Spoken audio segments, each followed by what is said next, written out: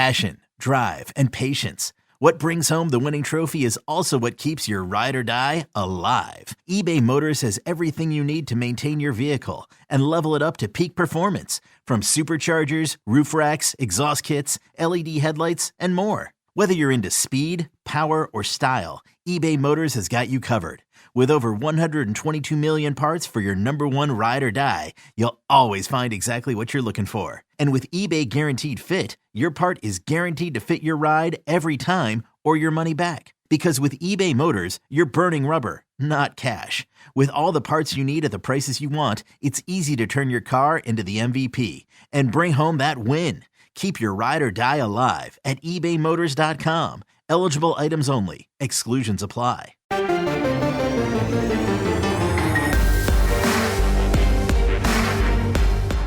Welcome to the PowerCat Podcast, GoPowerCat.com's Kansas State Athletics Show. Make sure you're subscribing to our show at Apple, Spotify, Amazon, or wherever you get your podcasts. Now, from the GPC studios, here's your host, GoPowerCat publisher, Tim Fitzgerald. Welcome to another edition of the PowerCat Podcast, our 700th of the week. That might be an exaggeration, just slightly. Tim Fitzgerald, Zach Carlson, Cole Carmody, Ryan Gilbert, the whole gang is here for this edition of a Questions Podcast. We did a brief breaking podcast yesterday after the Jerome Tang press conference, but this one puts the focus back on the fans who get to ask the questions at Wabash Station, our VIPs, and we answer for all to hear. And we are sponsored by The Fridge Wholesale Liquor. Make sure, please, when you're in Manhattan and have some needs from the booze places, you stop at The Fridge, say hi to everyone, say that you heard about them on the Go PowerCat podcast, give them a high five, pay for your alcohol, please, and then go to your car. And don't drink that alcohol until you're out of your car. That's the instructions on how to operate The Fridge Wholesale Liquor. Great people. They also have an app if you want to catch up on what's available, what's on sale. You can order on the app and then go pick it up. It's pretty nifty. We appreciate The Fridge being longtime supporters of the PowerCat podcast. Guys, I don't even know what kind of questions we have. I've been so completely immersed in the Jerome Tang hire and the whole process of getting him here, stalking his plane, just everything involved. And, of course, Thursday's press conference in which he was so amazing. I don't even know what to say. I've never seen a press conference even close to that.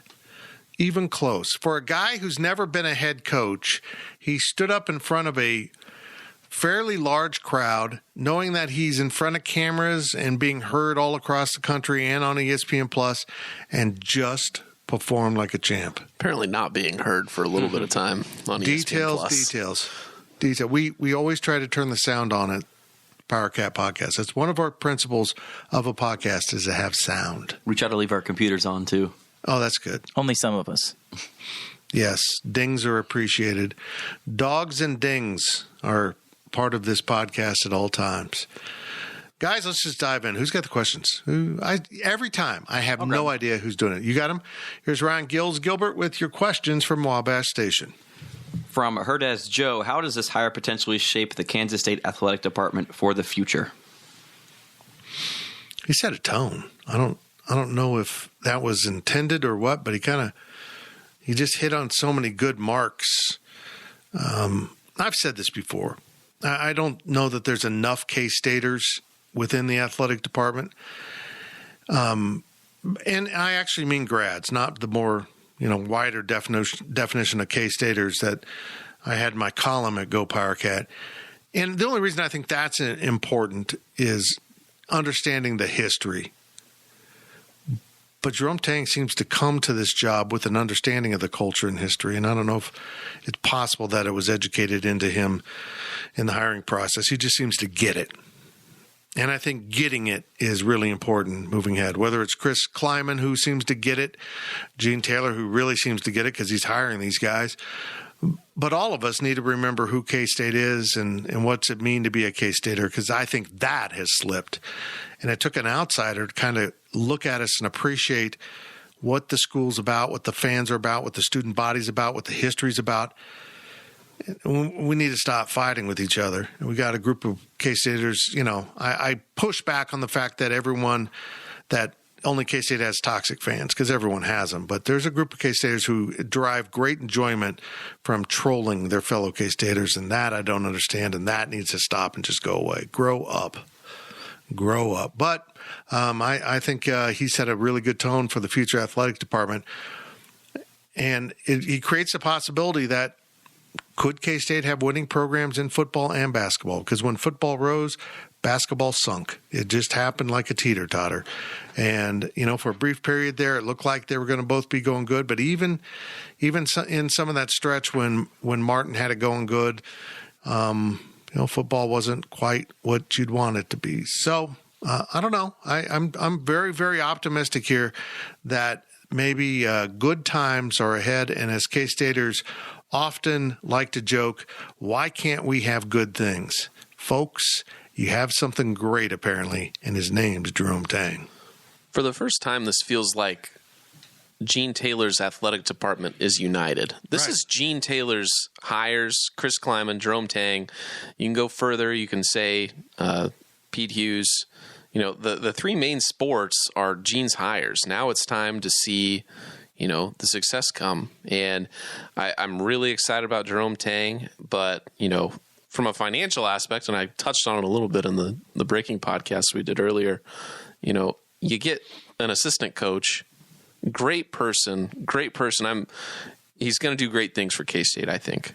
But being an assistant, you can pay him a little less than what you need to get somebody else, get a former head coach, or you get, the one that everybody wanted, Brad Underwood. You save a lot of money. So from a financial standpoint, from the athletic department, it looks a lot better with Jerome Tang than it does with Brad Underwood, just because, you might have had the money up front to get Brad to come here.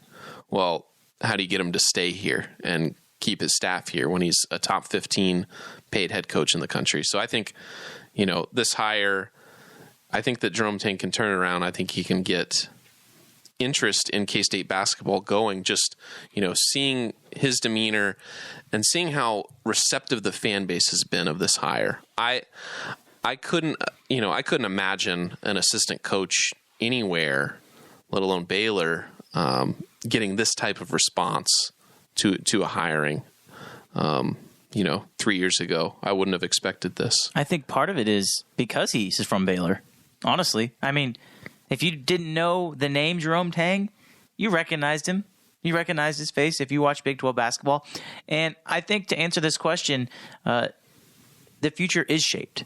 I think you have your two coaches in your two main sports. Like, I don't get the sense that either one of them is going to flop. Now, is it possible that he may not have as much success as he would like in the first few years? It's always possible. Is it possible that Chris Kleiman doesn't get better than 7-5, 8-4? It's always possible. But I don't think you're going to be in any position to have to fire or to have to bring in a new coach for the next few years, which maybe it's 15 years, maybe it's 5 years, maybe it's 2 years because Jerome Tang or Chris Kleiman goes and wins 2 straight national championships and they want to go to the NBA or the NFL. Like, the bottom line is you've set a tone with the type of people that you want to hire, and you throw in the fact that K-State is renovating all these new athletic facilities, and Manhattan is about to become a place. It's about to become a destination. And I think Jerome Tang sees that. I think that's partly why he took the job. And I think he has a vision that the previous administration did not have. And so I just think that there's a vision there, and the tone has been set. Gills? I agree. That was good. That was perfectly dropped, except you're losing your voice. Too many cigarettes. Yeah, I know. I know. It was quite the speech, wasn't it? It was. Shall we? You're moving on? Yes. You don't have anything else to I agree add with what you guys said. Okay. The athletic department's future is in great hands with these two coaches. I agree. Okay, let's move on. From Old Shoe, Zach's got me. Got it. Is there talk? How else would he pronounce it? Old Ska? Well, at first I thought it was old school. Old school. Oh. Man, I love how we make up names in our head. SHCU. That's where the confusion came in, Fitz. Okay. Anywho, is there talk of kicking off the Bramlage Improvement fundraising campaign while basketball enthusiasm is high? You know, that had been a great question for me to ask Josh McCown when I was freaking talking to him today. But no, I didn't. Okay, I don't next know. question. I don't know, but you're exactly right. It is. It's a great time. I think they're focused on season tickets. I think they're focused on the task right in front of them right now. But if I'm Gene Taylor and I know that there was a group of donors ready to pay Brad Underwood's buyout of $8 million, I'm like, what are you doing with that money now? Are you ready? Let's go. Let's get going. It's going to take a lot more than that, but that's a great start. Let's go. And again, I'm nowhere. A couple things. I'm nowhere in the financial stratosphere to do those type of things. And two, NCAA rules, if there are such a thing anymore, prohibit me from being a member of the media from donating to a school that I cover, or it's a violation. I can't talk to recruits at that point. But I think it would be wise. I think it would be cool to at least put some designs out there. I saw a great argument for putting a design out there when the west side of Bramlage matches the football stadium. And I saw a great argument for it being more metal and glass and complement this limestone and match the ice basketball training facility. But I think it's time to put a grand entrance. I don't think you should have to walk up a ramp to walk in a door.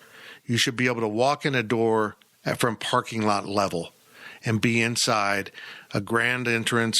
Maybe the basketball hall, maybe the all hall for all the K-State sports is right there as you walk in with a kiosk with someone to greet you. And then, you know, maybe you can go through ticket windows or ticket places, security areas to walk into a ground level of Bramlage, so you can kind of walk into the bowl at mid bowl side. Does that make sense at all? Yeah. Okay. I think it makes sense. And then maybe you go up on escalators like at Sprint to get to the higher, what is current concourse level. There's so many things you could do that really make that. I want them to somehow connect the ice facility to the Bramlage so you don't have to go outside. I think Zach has made a really good argument for having a partial tunnel around it like Sprint does. I don't know that you need to go the whole way, but maybe you do on the ice side and you come down through there so players can walk off the court and walk in a tunnel through to their locker room. Brilliant. And then maybe on that west side when they're renovating, you got a tunnel that goes around and gives you access. Selfishly put, we need better media areas. The media areas in Bramlage are embarrassing. They're not professional in any way. They're not big enough. And, you know, I think Baylor's the one that does it right. They have a large room that is adjacent to the locker rooms through a different door, and the media works in there. We can go out one door and go to the court, and the players and coaches can come in the other door at the end of the game and climb up on a podium right in the same room in which we're working. It's a really good setup. TCU's is good too. Yeah, no, TCU's Both very of them are good. I know. Who would have thought? I'd love to see, and I mentioned this to you, I don't know if we did it on a podcast. I don't think it was on a podcast. I think it was just offhanded. We were sitting in here earlier this week, but I'd love to see the students get some sort of club. Kind of like how Sporting KC does the members club. I love all of their supporters. They kind of have that own. I like that. They have their own sports bar, their own club. That you have to have a cheap ticket to get into it. I mean, the members club's the cheapest ticket, ICAT. but yeah, make an ICAT club and put it. Do one if you're gonna connect the ice center It's now ICAF. I contributed a 40. A 50? A 40. They went from 30 to 40. A 40 isn't a bill though. Is that what that stands for? So I It was I contributed to 20. Yeah, that's what it originally stood for. And then it was I contributed to 30. And now they've gone to I've contributed a 200. 20 twice. So it should have two T's in it. A 20 twice. Yeah. But something that's give the students something. I think that'd be a unique sell to get students to come to games, get students to come to K-State for that matter, but just create an environment that, yes, there is a lot of money to be made selling these, mid-court tickets to rich donors, making good facilities, but Why not take care of your students a little bit? Give them something. It wouldn't cost that much more. If you're going to renovate and if you're going to blow the wall out of that side too and try connecting it, why not just put something in? Are they going to sell beer there? Yes, you absolutely should sell beer to the students and sell cheap beer. Do you know what I like about that? The only place you sell Busch Light or whatever, or Natty Light, you sell it to the students for $3 a can. What I like about that is it introduces students to the VIP life. Right. This is what it's like on a smaller scale. If you're a donor and you make a bunch of money, imagine being able to have access to the Shamrock Zone. It needs to be the club. It needs to be the Shamrock Club, not the zone. I don't understand it. It's the end zone. I know. Come on, man. Shamrock Zone for football, Shamrock Club for basketball. By the way, I did my walk and talk from the Shamrock portion inside the arena. There is a chair there with a 32-inch TV sitting right there and a remote. And I'm like, you can sit here at this game with another game on TV, but it's like a handicap area where like there's a fixed chair and space for a wheelchair. I'm like, this is the greatest thing ever. I got a TV right here. At the end of the day, I feel like you need to pitch all these ideas to Cephas. I think Cephas is an Oklahoma fan. Alabama. He's an Alabama fan. Oh, hell yeah. He poisoned the trees. I peed on those trees. Oh, Dad! Do we have another question there? From Pickles, what will it take for Tang to be successful in Manhattan? We're shortening his name now. Wow. Everybody knows Pickles. Come on. Pickles. He said it. You got to go get dudes. It's the God's honest truth. And, you know, we just talked about what will change the outlook of the entire athletics department. If Jerome Tang's over here getting dudes, Yep. nobody can use the excuse, I can't recruit to Manhattan, Kansas. I don't care what sport you're in. You better not say those words because your basketball coach is over here getting some 5 stars and 4 stars and winning. Yeah, you got to go get dudes. You got to play an exciting brand of basketball and win. It's simple. I mean, it's not simple to do. It's a simple bar to understand. Go get dudes and win games. I think the recruiting is coming. Oh my gosh! It's going to be a storm, and I'm not sure that anybody, the media, the fans, even the coaches really know what's about to happen. But I mean, I think this will be the highest level that K-State has recruited in any sport, maybe ever, consistently. And I don't know if I don't think that's a stretch based off of the staff that we think he's going to assemble. And so if you're not following along at Go PowerCat, we've got 3 or 4 of the staff members up, depending on when we get all the news out there. And I just want to say this. I think the 2 coaches, like 2 guys we know who are coming as coaches, because when we say staff, it might be director of basketball ops, an assistant to the head coach, which is a new title we kind of suspect will be filled, video, whatever. They've got, fringe. But there's 3 assistant coaches, and we believe we know 2 of them. Both of these dudes recruited at a higher level than anyone at K-State since Delonte Hill. And Delonte Hill didn't even recruit at a high level. He just had some players packaged. He had been their coach, and he was bringing just a guy named Michael Beasley. Not bad. So that's what makes me excited about this. They've gone out and got some guys with a proven track record of consistently getting good players for like programs, and let's see if they can do it now. With all due respect to the previous staff, the recruiting that's never good. The recruiting was stale. I mean, the recruiters were still when you have Jermaine Henderson as director of ops or whatever he was, player development, whatever he was, you upgrade him to assistant coach, and you don't really get anybody else. You get Shane. Shane was the first. He was the lead breath recruiter. of fresh air.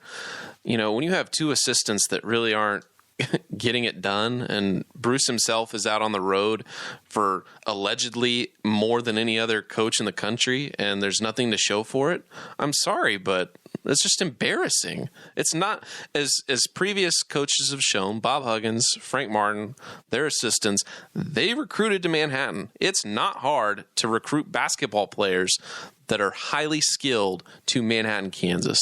And for whatever reason, Bruce Weber, for all the time that he spent on the road, he could not get it done. And he got lucky a couple of times to get a couple couple good seasons, and that was basically it. So, I think just getting new assistants that know how to recruit and have recruited high-level guys in the past, I think that's just the key here to be successful. If you can get some guys and that have some stars next to their name from us, Ironic. I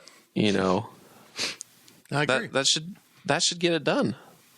It's not hard to find 4 stars in basketball and get them to come to a school. No, I mean, especially in the Big 12. 4 stars in basketball seem to allocate themselves across the game in different ways than maybe in football. Seems like the big schools get most of the 4s and 5s. Not all, but most. So we'll see. I'm just so incredibly optimistic right now. Zach, you mentioned this, and I agree. Go an hour east to Lawrence. I know there's much more of a history and probably a better coach, but don't make me. Why can't K-State be that school? And Tang mentioned this when talking about the transfer portal, telling the recruits the truth, not just what they want to hear, but the truth and how they're going to be coached if they do select to come to Baylor or K-State. Tang's got a good staff, and him and his staff have proven they can recruit players. So to answer this question, it all starts with the recruits, and I have no doubt in my mind that they're going to do a great job getting these recruits here. It might take a year. If some of these K-State players want to buy in for a little bit and realize that this isn't really the Bruce Weber system they're used to, it might take a year, but I've got full faith in the staff. Yep, I would agree. Do you agree? Okay, yeah, good. That's all you need in life. Yes. For you to agree. From KSU number 1, set a realistic expectation for the fan base for year 1, 2, and 3. For years 1, 2, and 3, well, the first national championship ring goes on your ring finger. The second one, I think, if you want to do it right, is a pinky. And really? Yeah. Well, actually, it should be in your right hand. Your ring finger on your left hand should be for your spouse. But the third championship will be on my ring finger because I'm leaving Becky for Jerome Tang. After 3 national championships, I'm doing that Tang thing. Don't they all become What size is your ring? You got some chonky fingers there. I didn't used to have chunky. Do you What say kind of are you word is saying that? my fingers are fat? I did not say fire him? Look at my hands. I've got chonky ones. I have sausage fingers, I've been told. You guys don't get a look at my hands. We want to look at Gil's hands. Show us the hands. They're hiding in my... Come on, man. Pants? You know what? Okay. Wow. Okay. Well, maybe we should move on here. No, years 1, 2, and 3. He said it today. NCAA tournament next year. I mean, National Pack said it as well. yeah, I don't think that's outrageous at all. I don't either. When half of your conference, and this year it was 6 out of 10, and it probably should have been 7 in hindsight, but Out of 9. out of 9, but yeah, of eligible teams, but the total Oklahoma State wasn't like Oklahoma State was going to make it and got left out. Yeah, I mean that should be you. If you can't aspire to be higher than 6th or 7th in your own conference of 10 schools, what are we doing, man? So yeah, I think by the end of year 3, you want to see some damage done in the Big 12 and the tournament. No, I'm not. Maybe it's an Elite 8, Sweet 16. I don't know. Certainly you want to be beating the top. By year 3, you want to be pushing for the top spots in this conference. Maybe you finish 4th. But you're competitive, and people know that Bramlage is back to being the Octagon of Doom. And it's not just a name. It is a difficult place to play. And you're getting players that are lighting up the scoreboard. Yeah, I'm all in. That's the thing is so many times when you hire a new coach, everyone's like, hold on, let's give him time. Jerome Tang didn't ask for time. He didn't ask for anything to rebuild. Just let me work. He's here to elevate. Elevate. Is that the word I used? That's what he used. But is that the word I used on the other podcast? I don't know. I can't remember. His only obligation is to tell it straight. Man, I'd love it. That is a quote from a Drake song. Is it really? Yep. I thought it was Rick Ross. It was not. That was really bad. I know. I can't do Rick Ross. The song is Elevate, and he says only obligation is to tell it straight. I feel like that is a very relatable thing for I got to be Jerome. honest here. If we're talking rap, when he mentioned Out of Mud, I was like, what the hell's he talking about? And then I went and looked it up, and I go, that's a pretty cool reference, actually. Yeah. That is a modern version of strap up your boots and get to work. That's a modern version of that thing. I thought it was really cool. I think year 1, NCAA tournament. Absolutely. Year 2, I think you are fringe top 25. I don't think that's too much to ask. And then I think year 3, you're competing for a conference championship. I think that timeline, I think if you were to really ask him, I think he would say that's probably, idealistically, maybe even competing for a championship in year 2. I don't know. But I think year 3 and year 4, you are competing for a conference championship because you have your guys into that program at that time. I don't want to say it's realistic to compete for a championship in year 2, but it's an attainable goal. But if you don't hit that, I don't think that you can say that it was a failure or that you expected to win a championship. I think it's a goal that's attainable. I don't think it's realistic to expect it, I guess. But next year, I think that if you look at Iowa State, I think you should be what Iowa State was. You should be able to get an 11 seed, and hey, maybe you get a little lucky and you run to the Sweet 16. If K-State goes to the NCAA tournament and wins a game in the first round, highly successful. After 1 year, you've basically covered Bruce in the NCAA tournament. I'm glad we didn't list the year 4 here because in year 4, I want K-State to play in space because that's where Tang belongs.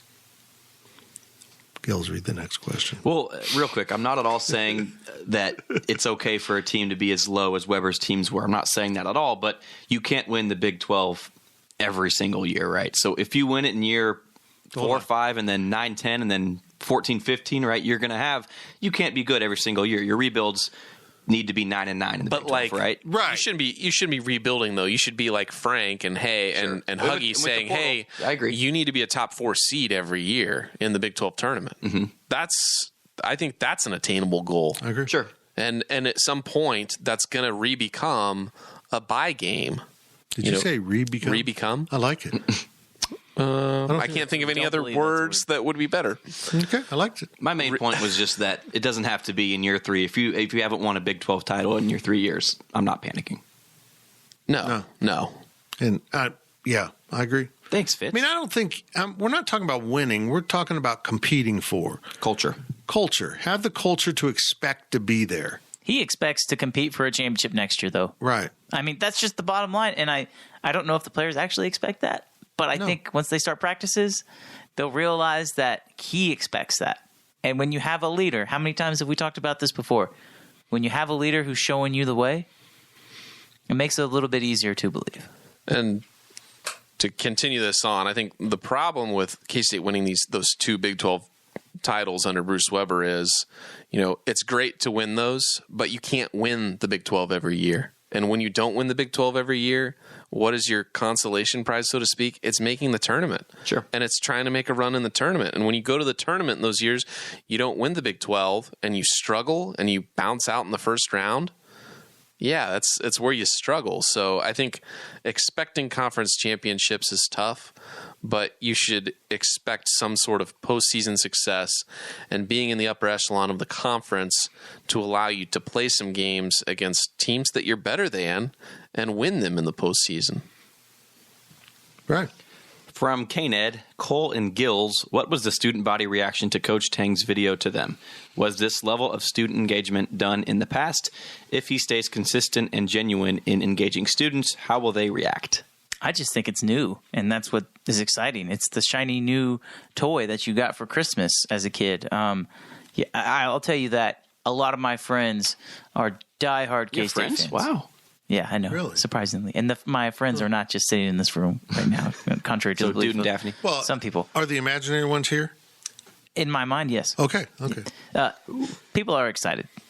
This is the most excited I think that this group of students has been for a long time. I think I personally, I was here when Chris Kleiman got hired too. Mm-hmm. 20 times more excitement for Jerome Tang than Chris Kleiman. And I couldn't tell you why. Maybe besides the fact that it's one of those things to where it's so uniquely different than the other coach. Right. Kleiman and Coach Snyder have a lot of similar characteristics. They do. Jerome Tang and Bruce Weber do not have similar characteristics. Everything from the way they talk, from the way they approach life, how they treat people, yes. Are they 2 very good human beings to their players for the most part? Yes. But how they approach things are so different. And I think the younger fans are seeing that and they're accepting. And I think they see the recruiting aspect. That's another part of it that I think a lot of young people see is, okay, these guys have some track record of recruiting. And that's really important to fans and young fans. I just realized this. I believe this is the first time in my life that I am older than the football and basketball coach at Kansas State. Oh, my God. Where's that Wabash Reserve? Seems fitting at this moment. It's on the floor. Well, K-Net, I'm offended you think I'm a student, man. I'm old like Fitz. Oh, he's graduated. But you interact with the students, would you not? I work at a Fitz. Can I name the bar I work at? Yes, you can do it. There we go. I work at Taco Lucha, right? Taco Lucha. I've had some great conversations. People are happy, excited. Hey, look, he interacts with plenty of students, just not male ones. Okay, let's move on. Last question of the first half. This has been a long one. From Go Stay Kate is whoa. boy. We do this all the time. Yes. Yeah, it's not new. Go Stay Kate. Yes, your dyslexia is working real hard there, Fitz. Is the immediate brand increase for K-State from the Jerome Tang hire so big it will positively impact football recruiting?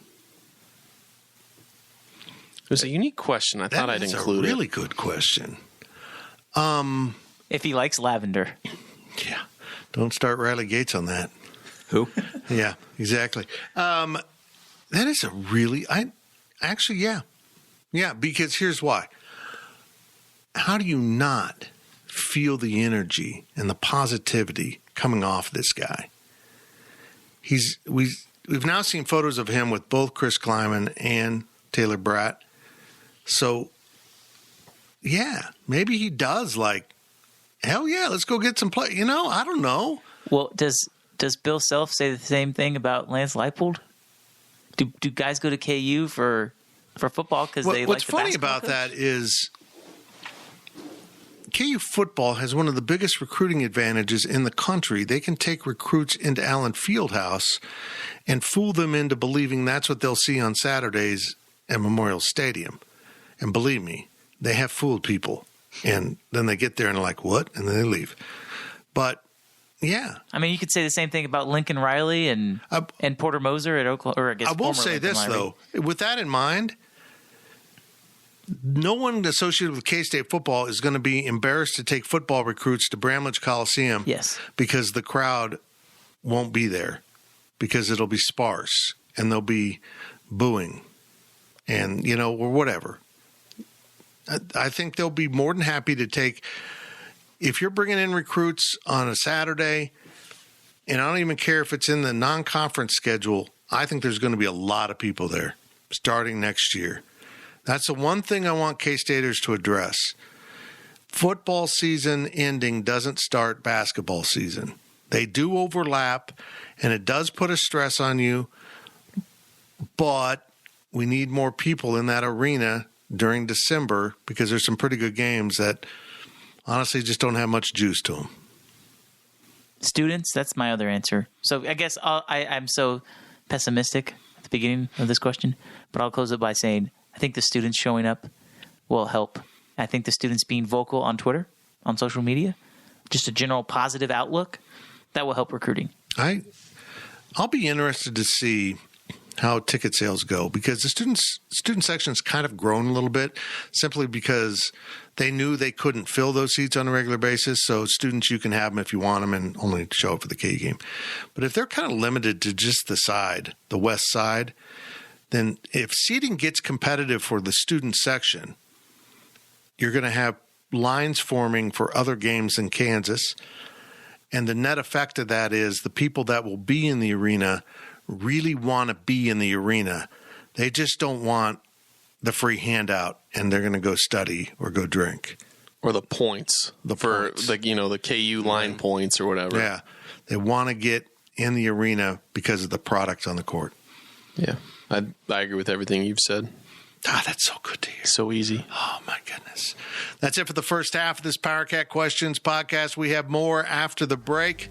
And while we're in the break, why don't you drive to the fridge and buy yourself something special? GoPowerCat.com's PowerCat podcast continues after this short break. Hey, I'm Ryan Reynolds. At Mint Mobile, we like to do the opposite of what Big Wireless does. They charge you a lot. we charge you a little. So naturally, when they announced they'd be raising their prices due to inflation, we decided to deflate our prices due to not hating you. That's right. We're cutting the price of Mint Unlimited from $30 a month to just $15 a month. Give it a try at mintmobile.com/switch. $45 up front for 3 months plus taxes and fees. Promo rate for new customers for limited time. Unlimited more than 40 gigabytes per month slows. Full terms at mintmobile.com. If you're in the market for investment-worthy bags, watches, and fine jewelry, Rebag is the answer. Rebag is a luxury resale marketplace where each piece is carefully vetted and verified by experts to ensure quality and authenticity. If you're in the market, use Rebag to buy and sell finds from the world's top brands, including Hermes, Chanel, and Cartier. Head to Rebag.com to get 10% off your first purchase with code REBAG10. Shop today at Rebag.com. That's REBAG.com and use promo code REBAG10 for 10% off your first purchase. Welcome back to the Power Cat Podcast. Now, let's return to the GPC studios. Welcome back to the Power Cat Questions Podcast. We are sponsored by the Fridge Wholesale Liquor. We went really heavy in that first segment. We've got them lined up. A whole nother set of questions from Wabash Station. Take it away, Gills. First question of the second half comes from Florida Cat Fan 90. Jerome Tang referenced the players from the past being part of the future and this being their program.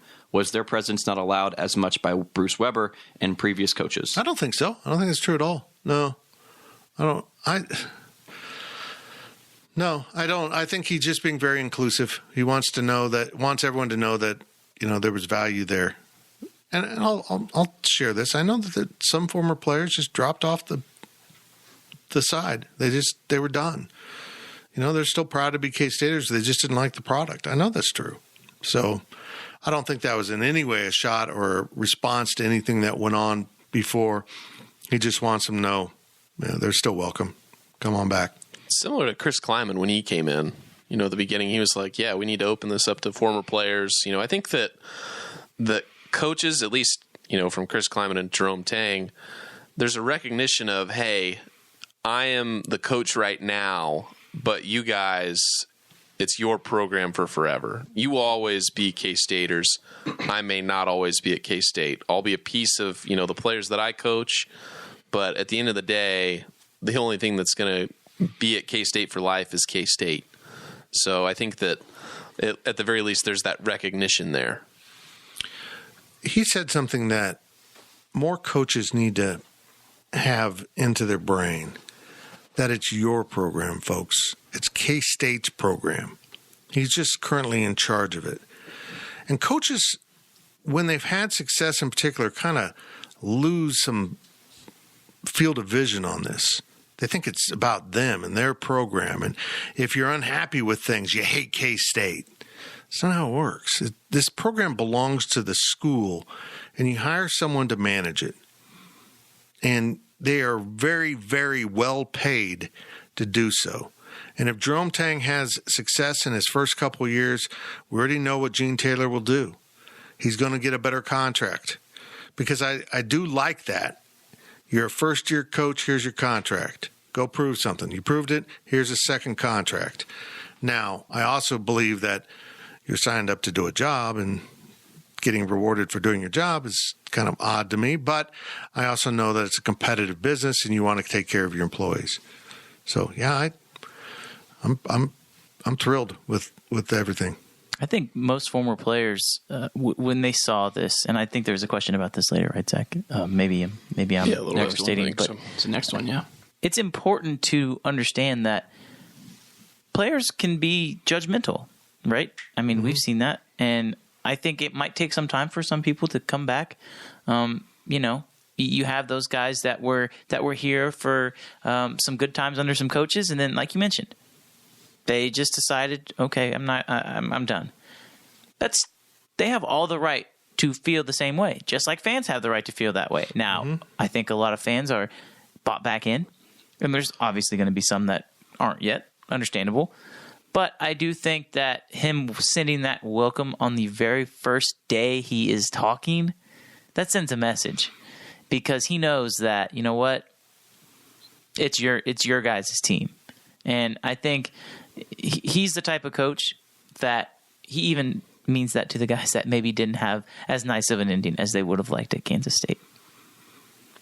I got to tell you guys, I hope we don't see pushback from recent players.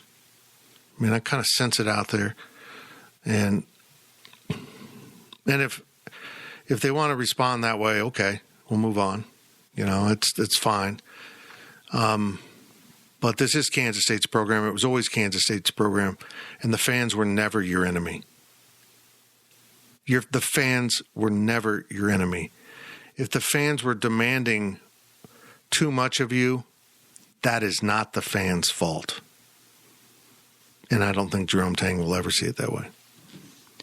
Going off of that, from KSU Cat 80, what do Jacob Pullen, Dean Wade, Barry Brown, and other basketball greats past basketball greats think of Tang's hire? That's the list of the past greats. People that should be in the rafters. Yeah. I can't speak for those guys. I imagine Jake's fired up. Here's what's interesting is, when they hired Huggs and then Frank and by extension Brad, that felt like Jack Hartman. Now, if you're old enough to understand, Jack was pretty damn fiery. He was all business on the court. Had a more Huggins-like personality in some ways than anyone else. But, certainly when I see Brad coach, I see Jack. I just do. There's just so many similarities. Jerome Tang doesn't seem to fit any of these past coaches. I don't remember what Tex Winter at Kansas State was like, and maybe he's closer to Lon. I think he's going to be a little more low key on the sideline. Maybe that's it, but I think this kind of starts a whole new column of competition here and how K-State's coach is going to present the product out there. It'll be intriguing to me. I mean, we haven't heard anything from the question asked Jacob Pullen, Dean Wade. We've seen something from Barry Brown, but I mean, officially, social media, I don't think Jake has tweeted anything, has he? The only thing I've seen is from Barry Brown quote tweeting John Kurtz saying, "Don't start this," when Kurtz pointed out Bruce blames the fans on his way out and Jerome Tang praises the fans on his way in. I just want to say this. Some fans admonish Kurtz for it, but everything was factual. Yeah. There wasn't an opinion in there. Those were facts. Yeah. That's exactly what happened. Mm-hmm. What are you admonishing him for? Being right? He's not starting anything. Yeah, it's like, don't start this. Well, he isn't the one who started it. The guy who took the shots at the fan base started it. I would imagine that overall, though, these guys know who Jerome Tang is. Oh, of course they do. He's kicked their ass up and down the court. So I don't know how you could be like, no. I just don't. I mean, especially the guys that played recently. I don't know how you could say, yeah, no, I don't like it. I just don't see how you could see that unless you're blindly loyal to either one of Coach Martin or Coach Weber. I'm most worried about the players that played during the good times. Those 2018, 2019, those teams, those players from there who played well. They achieved the Elite Eight. They achieved a Big 12 title, but then they graduate out and they haven't really been around for the last 3 years to see what it became. I don't think that they grasp how truly awful the program was and the condition it was in. They weren't. It's not even that they weren't even competing for Big 12 championships. They weren't even competing to be 500. You're losing to Division II teams. You're losing non-conference games you should win. I mean, let alone trying to compete in the conference. I mean, they had the worst 3-year stretch imaginable. Probably, I don't know if it was in K-State history or close to it, but man, in conference play they were terrible. So that's my biggest worry, is that there's some blind spots from former players, especially recent ones, on just how bad for the fan base and for the university these last 3 years have been. I think if you care enough to follow and stay up to date with the team, you would know how bad it's gotten. Right. And maybe some of these guys that are still out there defending Bruce till the death, maybe they just haven't been up to Manhattan enough. Who knows? I've also heard on several occasions I don't watch the games. I follow the team, but I don't really watch the games. That's a good point. And you watch the brand of basketball. You watch what goes on. You don't have to be an expert in the game of basketball to realize that something's off. And to me, if you're not paying attention completely, that says something. What did you say? Oh, never mind. No, you're right. You're exactly right. I don't watch the games, and I don't want your opinion. The game isn't just about the result. At the end of the day, it's about the result, but there's a process of getting there, and if it's a crappy product to get there, yeah, that's part of the story. Yep, I agree. From Jedediah, any reactions from players or guesses as to how they're feeling about the hire? Well, we talked to 3 players today. Yeah. Ish, Keese. You want to say that? Can I say that? Can I say Keese? Marquise Noel, Ish Masood, and Nigel Pack, and they all seem very fired up. I'll be surprised if any of them transfer, including Nigel. Those 3 talking to the media indicate that there is a strong likelihood that if they transfer, something is going wrong. Right. One player, as far as we could tell, was not there, Sultan Miguel. I don't know what that means. Maybe he had class.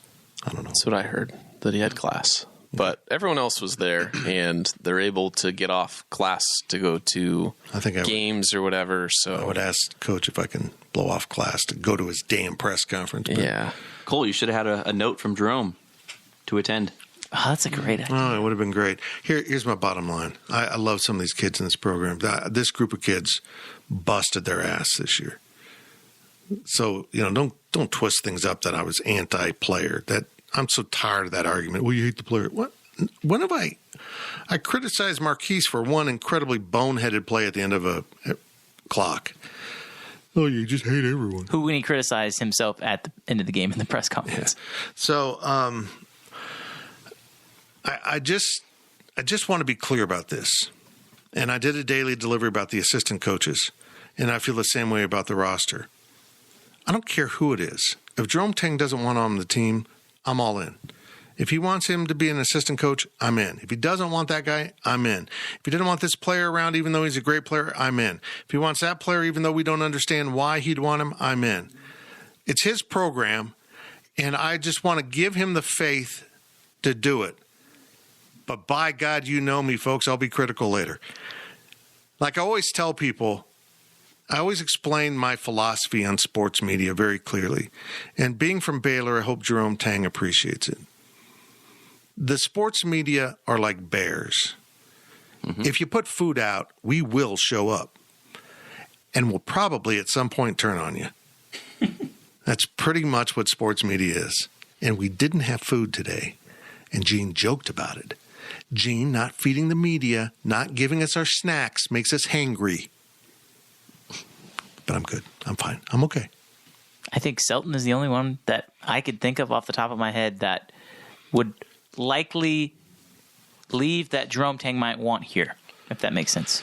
I don't know if Tang would want him. He's a heck of an athlete, but mentally I don't know if they're on the same wavelength. Well, this is interesting. As you build, you probably lean into the type of athlete you want in your program, because you got to have a roster. And you can't just go sign 13 transfer portal guys or 10. And I think Selton fits that. So does Sari Lewis. Now, there was one player that didn't appear to be paying attention today. I thought that was interesting. So he was just there so he doesn't get fined. That's what it felt like.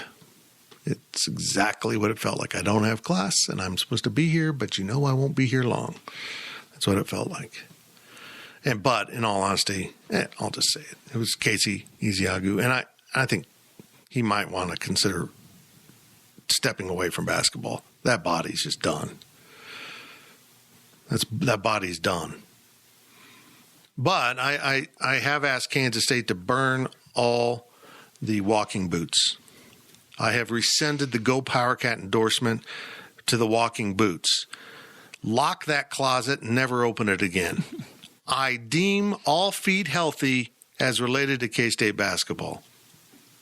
I got my hand up. That's it. I'm trying to be positive. If we need to clip that and save it and remember it. just in case there are no foot injuries for the next 5 years. Yeah. We can point back to this podcast. Listen to Fitz.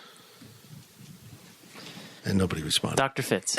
I can say with 100% certainty that Noel, Masood, and Pack want to win, and they want to do whatever it takes to win, right? I agree. I can't say that with 100% certainty about any other player on K-State. That they're 100% do whatever they want to win, whether it's for even the if it means NBA transferring? or their own statistics, their ego, to have fun in Aggieville, whatever it may be, their own reasons to be a college basketball player. Those three players want to win and do whatever it takes to win. I think they're in this for the long haul. I think every other player on this roster is fair game to enter the portal. I agree. I agree. And again, if they don't want to be here, don't be here. And if the coach doesn't want you to be here, don't be here. And I don't know who that is. I'm not going to make evaluations on the entire roster. Let's see what happens here, and let's see who's in on his team. Was that your stomach again? Sorry, they didn't feed us, like you said. Zach has the loudest stomach. I thought it was a dog growling. Going today. Oh my gosh. I'm going to add this before so we move bad. on to the next question. Okay. Let's not rule out the possibility that just because we think this about these guys and they've had these not attitudes, they've had these personality traits, that can't change. No, yeah. Sure. Because it could take a switch, right? We don't really know what a person's like until their back is up against the wall. And guess what? If they continue to work, their back will be up against the wall. And so when that switch flips, it can go either way. And so I'm not ruling out. You say, you know what? All these kids are fair game, and I'm with you. But there is also a majority that they're also fair game to stay and have a breakout season next year because they are going to be coached and taught differently. Push has to come to shove, though. Let's take Miguel for an example. He's going to have to at least give Tang a chance for that to happen. He can't just get up and bolt tomorrow. Yes. Thank you. Thank you. Do you agree? T-A-N-K. Thank you. What's your guys' favorite motto or slogan? T-A-N-G-K. I misspelled my own word. Tang gang? Gee, you tried. My God. You tried. I wasn't fed today. But I think that's the excuse we're using right now. Cole, you're going to love this. Okay. Mahomes is king asks, okay, wait, he's a new member, so welcome. Zach, I want you to drop your observation because this is such a weird place we find ourselves in. Who would have thought 6 years ago When he's playing at Texas when Tech. he's playing at Texas Tech that someone on the K-State site would be Mahomes. named Mahomes as king? And we wouldn't think it's a Tech fan. We just think it's a Chiefs and K-State fan. I'm just very baffled by this. Back to you, Ryan What if he's Gilbert. talking about Jackson? That's what I was going to ask. Then that's a KU fan. Anywho, welcome to the site. If Nigel Pack leaves, how much of a setback will that be for next year? I don't know. I don't know who replaces him. You. I think you're better with him. I don't have any doubt about that. You're better with him because, I mean, you're going to already go get some guys. You want those guys and Nigel. But again, if Nigel doesn't want to, if Nigel's not bought in, buy yourself a plane ticket. This program isn't about one player or one coach or one thing. It never has been. It never has been. The opportunity exists for Nigel Pack to be the alpha, Yeah. I think. And so if he leaves, somebody else is going to be that alpha. Somebody else is going to score 15 points a game, have 4 assists, and help K-State and be the starting shooting guard, starting point guard. Like, that's going to happen. And it's just we live in a day of college basketball to where replacing somebody like him doesn't seem impossible. Now, you're right. With Nigel Pack, your team is a lot better, most likely. But the roster makeup, if Nigel Pack leaves, looks completely different. So there's who's to say that 7 new transfer players aren't better than 3 new transfer players? Like, we have no idea of knowing it. And at the end of the day, I couldn't tell you if there was going to be a setback. My expectations will be the same, assuming that they bring in high-level transfers. Now, if they don't, sure. But if this were to happen and you get high-level transfers, to me the expectation stays the same, and that's making the NCAA tournament. Yeah. It's all about the transfers. Yeah, I don't know how much of I think it'll be a setback, but I think the setback is more of that's just one more player you have to go to the transfer portal transfer portal for. Whew, yeah, that was tough. Tongue twister. I just Nigel Pack he's a good player. I don't think that you can find the same level of player as Nigel Pack in the transfer portal. I don't think you can. You'll probably lose 3 to 5 points a game on whoever his direct replacement is, probably. And, I don't know where else you make that up. I mean, you're going to make it up somewhere, but I think trying to judge how much of a setback it would be is just kind of hard to numberify it. My God, you're just making up words. I'm making up words awesome. today. I think you need to enroll in my sophomore world history class, Zach. Why? I don't want to take that.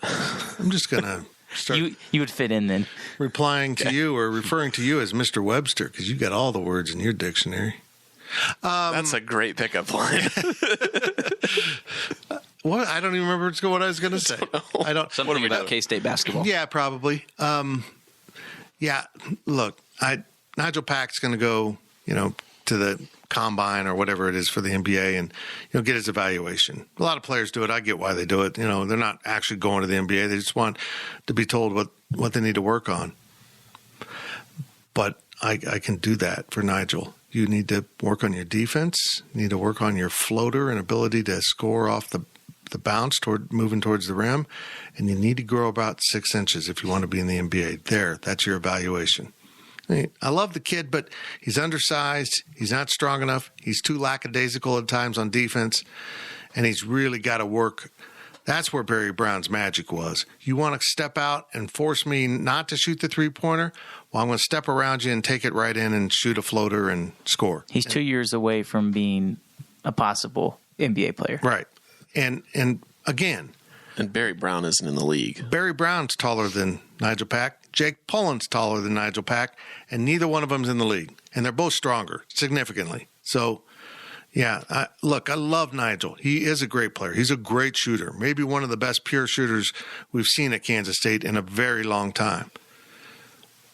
But there's other great players out there.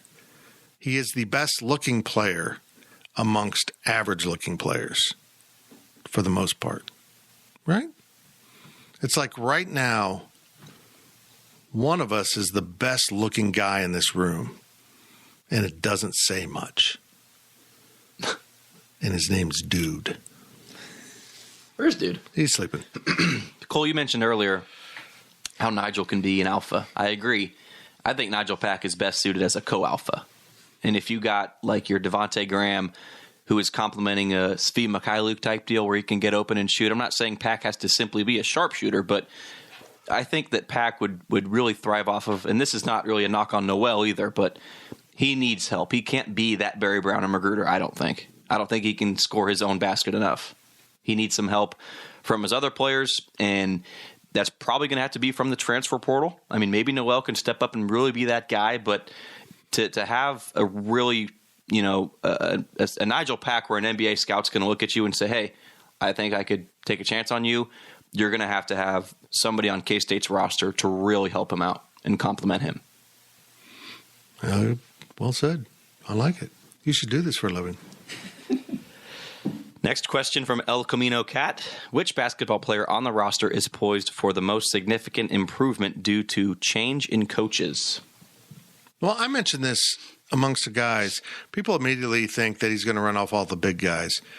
I think Carlton Lingard fits a Baylor big man in some ways. The really athletic, long guys that can stretch a defense.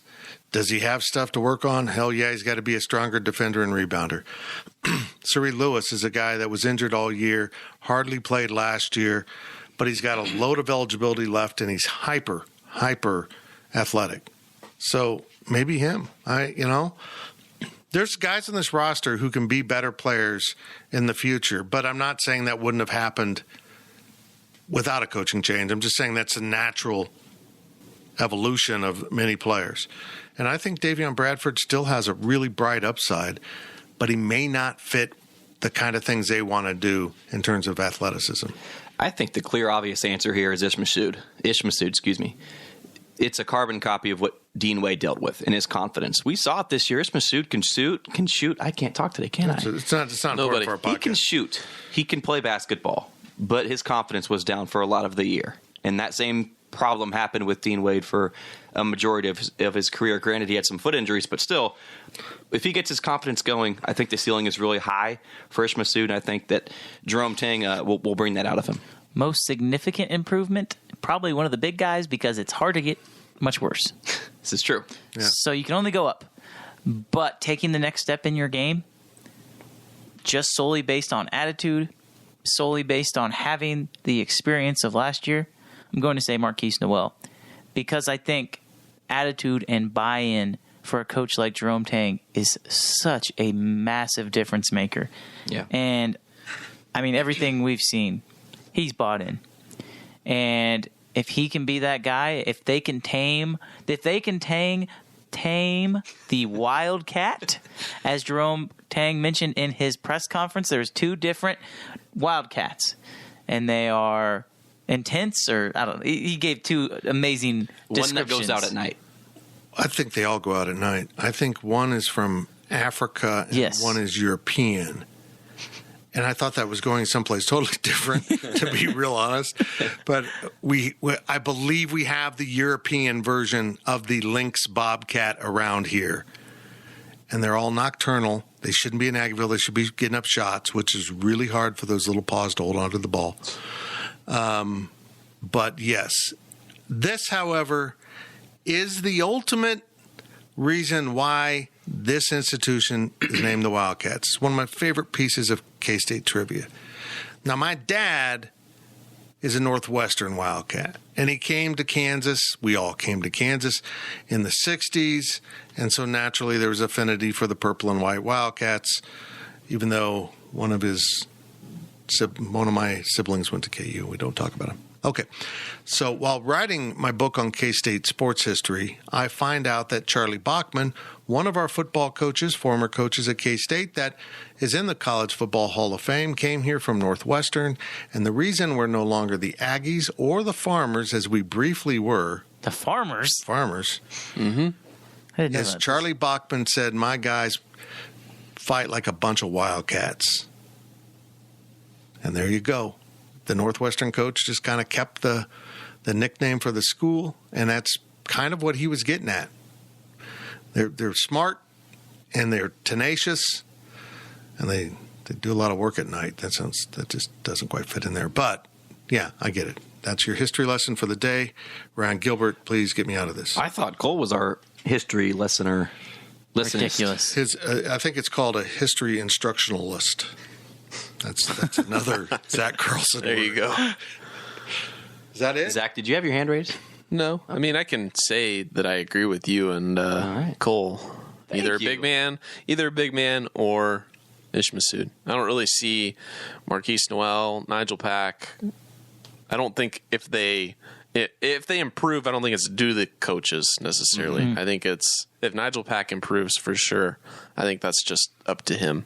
Yeah, he's just that type of guy to go out there and improve, whether he's getting instruction or not. But also, he's so good. I don't know what Jerome Tang or any of the other coaches could say to him to make him that much better. And the thing with Noel is we've clearly seen his upside. Obviously, he's got some. He's prone. Goodness gracious, guys. He's prone to turnovers.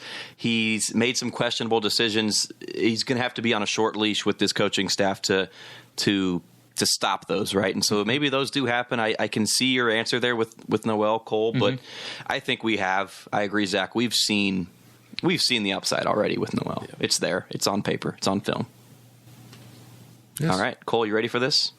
Do you want to just read this? We go to baseball. Do you want me to read it? Oh, we got a baseball question? One baseball question since conference play starting, and I respected Gato Blanco in Mexico because I limited everyone to one question on the podcast and thought that, you know what? If he used his question If you used your one question on baseball, I will let the resident baseball expert, Cole Carmody, talk about baseball, especially since it is relevant. They've been on a long winning streak, and conference play starts at TCU on Friday. So go ahead, Ryan. Do you want me to just say baseball, or do I have to read the whole thing? Read the whole thing. All right. From, like you said, Gato Blanco in Mexico, or Mexico, like Zach would say.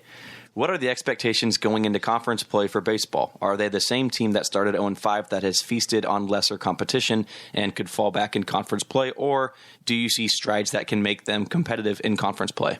Well, they're hitting, so that's important. They didn't hit to start the season, and I think once you can start to hit the baseball, you will have a chance to win every single game you play. And they've started to figure out the bullpen as well, which is important. Personally, this is my humble, honest-to-goodness truth opinion. I think that they can still be the team that I thought and a lot of other people thought they could be at the beginning of the season before they went 0-5. Anytime you have a brand-new team, obviously it's going to be hard to win baseball games. It's true of any sport, but especially in baseball when you have your whole entire team from the transfer portal. And then you add in the fact that they're playing 5 teams who are going to make, or not 5 teams, 3 or 4 teams that have a good chance to make the postseason. That's not easy. Yes, they have not played as good competition, and their winning streak came to an end on Tuesday or Wednesday whenever they played Air Force. They lost by 1. But this weekend might be tough against TCU. They're like number 18 in the country, I think. It's on the road. But K-State played TCU tough last year. And so I think K-State will be in every single game they play, which is all you can ask for at the end of the day. And, I mean, they're going to have a chance to be just as good as they were last year, and I still think they can be better. So, yeah, I mean, they're still trying to dig out of a hole, but you win some conference games. You win a series or two you're not supposed to win, and you're right there in the middle of it because the Big 12 is such a good baseball conference. I think Pete Hughes on Friday night should start Jerome Tang at pitcher because he threw some fire today.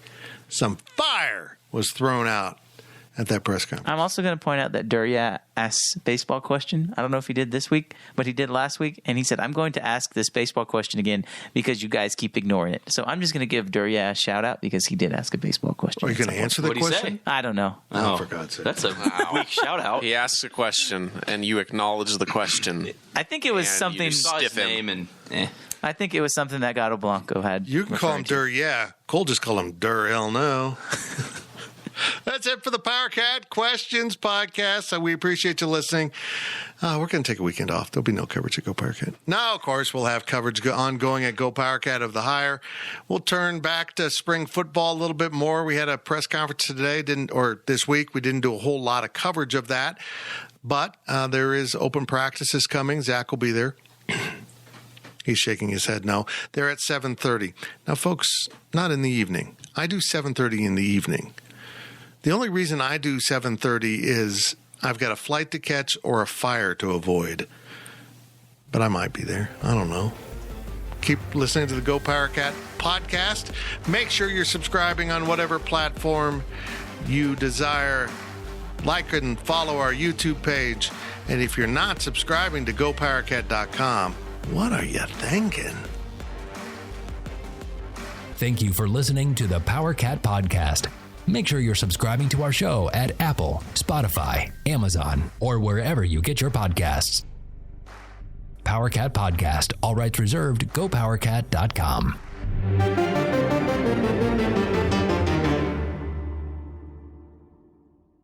With Blue Link Plus, you can access your Hyundai Tucson Limited remotely. Doors unlocked, temperature set, lost car found.